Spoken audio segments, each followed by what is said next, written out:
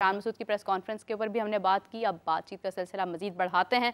हमारे साथ मौजूद हैं नाज़रीन आप सबकी जान क्रिकेट की शान हाफिज़ इमरान। अस्सलाम वालेकुम हाफिज़ साहब। वालेकुम सलाम, बहुत शुक्रिया मीरा राबिया, बहुत शुक्रिया आपका। हाफिज़ साहब, इससे पहले जब क्योंकि आप हमारे साथ मौजूद नहीं थे, हमने आपका बहुत इंतज़ार किया लेकिन आपकी मसरूफियत थी। तो हाफिज़ साहब, हम बात कर रहे थे शान मसूद के मुतालिक। शान मसूद को किसी ने सवाल किया कि क्या आप टेस्ट से रिटायरमेंट दे रहे हैं, तो उन्होंने कहा कि ऐसा नहीं है। पीछे से आवाज़ आई डांटते हुए, कह रहे भाई खबरदार ये सवाल किया तो।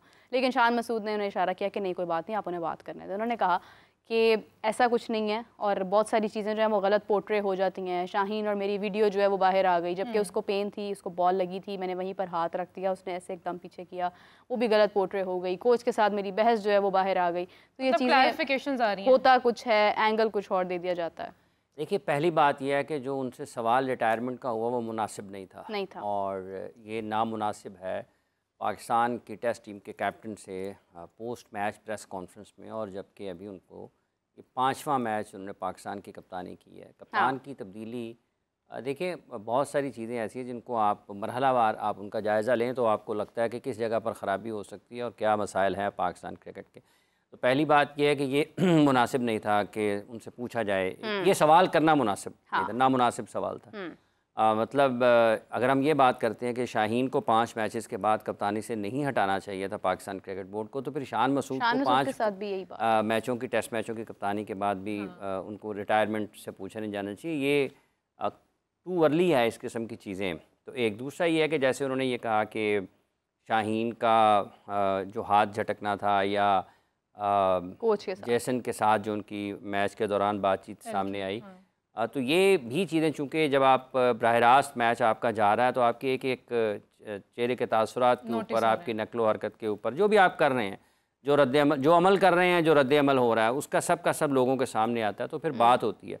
पाकिस्तान में ऐसे मामलात पे कुछ ज़्यादा बात होती है क्योंकि हर चीज़ के ऊपर कोई ना कोई एक कंटेंट जो है वो लोग ये चाहते हैं कि यहाँ से निकल आएगा, कि वो रेलेवेंट है या नहीं है, उसका बनता है या नहीं बनता है।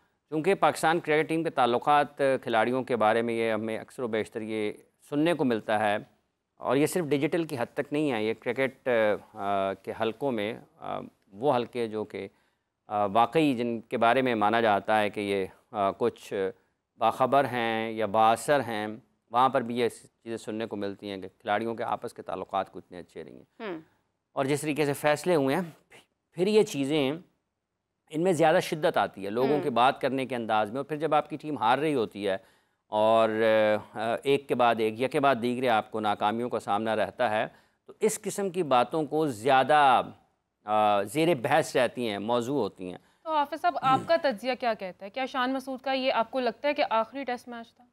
होना ही नहीं चाहिए ना, क्यों होगा आखिरी टेस्ट मैच? मतलब ये इस तरह परफॉर्मेंस को देखते हैं, परफॉर्मेंस पाकिस्तान कौन सा इससे पहले केटू के ऊपर था परफॉर्मेंस के एतबार से। ये 5 मैच से पहले क्या था? हाँ, ये आपकी एक जवाल का सफ़र है नीचे की जानिब। और ये शान बदकिस्मत है इस हवाले से कि वो इस टाइम में पाकिस्तान टीम की कप्तानी कर रहे हैं कि जिस वक्त कोई रुख ही नहीं है टीम का, कोई चीज़ अपनी जगह पर मौजूद नहीं है।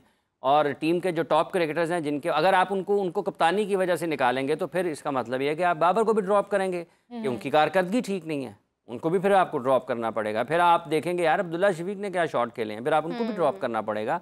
फिर आप अबरार के बारे में बात करेंगे, फिर ये सवाल होगा कि ये सिलेक्ट कैसे हो गए। मतलब अगर ये खिलाड़ी, मतलब अबरार को अगर किसी ने टेस्ट मैच के लिए सिलेक्ट किया है या उसको किसी ने T20 के लिए, वो मोर सूटेबल है T20 क्रिकेट के लिए, और वहाँ पर आपने उन्हें खिलाया नहीं है। हमने यहाँ पर इससे पहले भी इस चीज़ का जिक्र किया था कि आप अगर उनको खिला लेते हैं तो उनसे आप बहुत ज़्यादा तवक्कुआत वाबस्ता मत कीजिएगा। उसकी वजह ये है कि टेस्ट क्रिकेट स्पेशलिस्ट का खेल है, और अगर आप स्पेशलिस्ट के खेल में अगर आप पार्ट टाइमर्स को, ये बड़ा मतलब सख्त से अल्फाज हैं एक स्पेशलिस्ट बॉलर के लिए, बट जब आप टेस्ट क्रिकेट की बात करेंगे ना तो बॉलर लाइक अबरार वो एक पार्ट टाइमर के तौर पे लिया जाएगा, क्योंकि ये फिंगरों के साथ इधर उधर बॉल टेस्ट क्रिकेट में आपके लिए बड़ा मुश्किल होता है। और आप देखें कि जिस अंदाज से उन्होंने खेला है बांग्लादेश ने, या बांग्लादेश खेला है, आज के दौर में तो जो इंग्लिश प्लेयर्स हैं वो भी स्पिनर्स को बहुत बेहतर खेलना शुरू हो गए हैं। आपको श्रीलंकन प्लेयर्स बहुत अच्छा खेलते हुए दिखाई देते हैं। इंडिया के अगर आप टेस्ट मैचेस की बात करेंगे तो वहाँ पर डिफरेंटली ऑपरेट करते हैं अगेंस्ट स्पिन बॉलिंग। उनका भी नज़र आता है कि स्पिनर्स के खिलाफ उनको भी मुश्किलात का सामना रहता है, लेकिन उतना नहीं है कि जितना पाकिस्तान को होता है। तो ये चीज़ें मेरा नहीं ख्याल कि अभी इस तरफ जानी चाहिए रिटायरमेंट के लिए। आपके पास आपने तो कुछ किया ही नहीं है चंद बरसों में। तो ये बाज़ औक़ात बहुत सारी चीज़ों की ना वजाहत देने की ज़रूरत नहीं होती। आप जितना बोलते हैं उतना ज़्यादा आपके ऊपर सवालात होते हैं। तो ठीक है, हाथ झटक दिया है उसने, झटक दिया उसने, झटकवा लिया अपना, तो ठीक है बस। मतलब मामला है वैसे, इससे हट के भी कोई जिंदगी है। अगर अगर अगर मतलब ये फिर लोग सवाल उस पर पूछेंगे ना, कंधे की दर्द थी, कंधे की दर्द में मैच खेल रहा है, बहुत अच्छी बात है, सवाल लोग करेंगे ना उसके ऊपर। तो ये आपको बहुत ज़्यादा जो है ना वो कम बोलना भी जो है, और ये भी एक आर्ट है। नहीं, ज़का अशरफ साहब ने क्लियर तो कर दिया है कि कोई टेंशन नहीं है, अफवाहें हैं, शाहीन और बाबर में ऐसा कोई मसला नहीं है, तो शान में भी नहीं होगा। फिर वो कहते हैं कि उन्होंने कहा कि कोई मसला नहीं है, अफवाहें थी, बाबर को कैप्टनसी से हटाने के बाद मामला बिल्कुल सेट हैं, दुरुस्त हैं, कोई ग्रुपिंग नहीं है।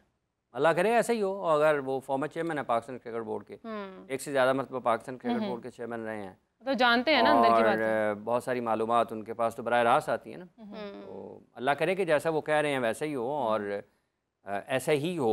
लेकिन फिर कह दें एक दफ़ा जो कह रहे हैं आमीन, ऐसा ही हो, हम लोग आमीन कर लेते हैं। लेकिन हो सकता है ऐसा ना भी हो। हाँ, ये भी तो तस्वीर का दूसरा रुख है ना, दो ही रुख होते हैं। इस वक्त तो मोहसिन नकवी साहब बेहतर बता सकते हैं, वो मेरे ख्याल से ज़्यादा करीब है खिलाड़ियों के। लेकिन उन्होंने खुद कई मरतबा कहा है कि इस टीम में इत्तेहाद की कमी है, प्रेस कॉन्फ्रेंस में। ये बातें वर्ल्ड कप से पहले की हैं। उसके बाद उन्होंने इस हवाले से कुछ इतनी ज़्यादा बातचीत नहीं की है, लेकिन वर्ल्ड कप से पहले उन्होंने एक से ज़्यादा मरतबा प्रेस कॉन्फ्रेंस में हल्का इशारतन ये ऐसा बयान ज़रूर दिया था जिससे आपको लगता है कि शायद टीम में, और अगर उनकी तरफ से ये बात आती है कि इत्तेहाद की कमी है, तो क्या मतलब है कि सऊद शकील और अबरार अहमद के आपस में ताल्लुकात ख़राब होंगे तो इत्तेहाद कम होगा।